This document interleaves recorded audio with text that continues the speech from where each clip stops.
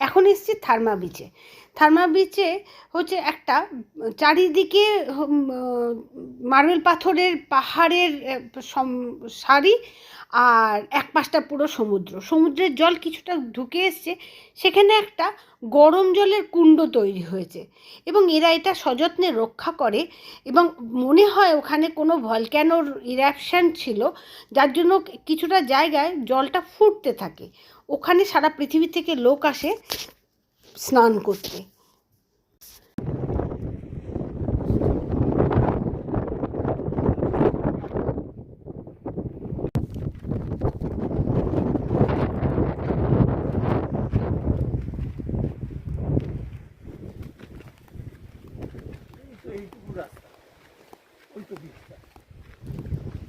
ওঠার সময় মুশকিল হবে আর কি।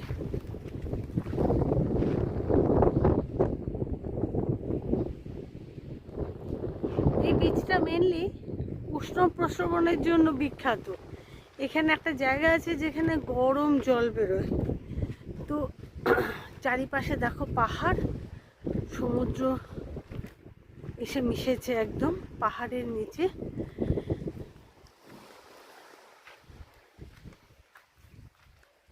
অনেকটা নিচে, পাহাড়ের ওপর থেকে মোটামুটি সমুদ্রের নিচটা পর্যন্ত নামলাম। এই হচ্ছে বিচ, পুরো পাহাড় দিয়ে ঘেরা। এখানে গরম জল আছে, সেখানে সবাই এসে নামে।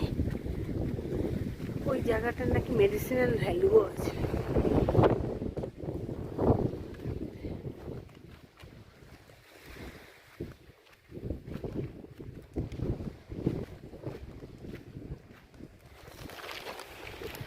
দেখলে মনে হচ্ছে যে ভলক্যানিক কোনো ইরাপশনের ফলে এই জায়গাটা তৈরি। পানির রংটাও কালো।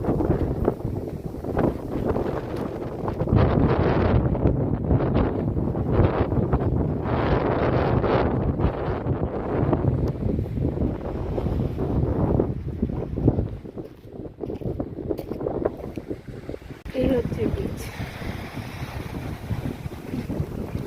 একদম নিচে পাহাড়, পাহাড় চারিপাশেই পাহাড়। পাহাড়ের অবস্থানগুলো ভীষণ সুন্দর লাগছে।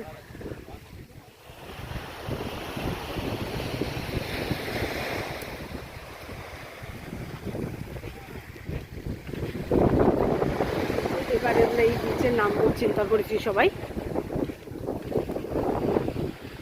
এই হচ্ছে সেই জায়গা যেখানে আমরা নামবো। এখানে গরম জলটা শরীরের ভীষণ উপকার করে, তাই আমরা এখানে স্নান করতে আজকে এসেছি। গ্রিসের অনেক বিখ্যাত বিচের মধ্যে এটা একটা বিশাল বড় বিখ্যাত বিচ। যে জায়গাটা দেখছো না, এই যে বুটবুট বুটবুট করে, এখানে প্রায় 50 ডিগ্রির মতো গরম জল, পা রাখা যাচ্ছে না, এত গরম। It's too hot.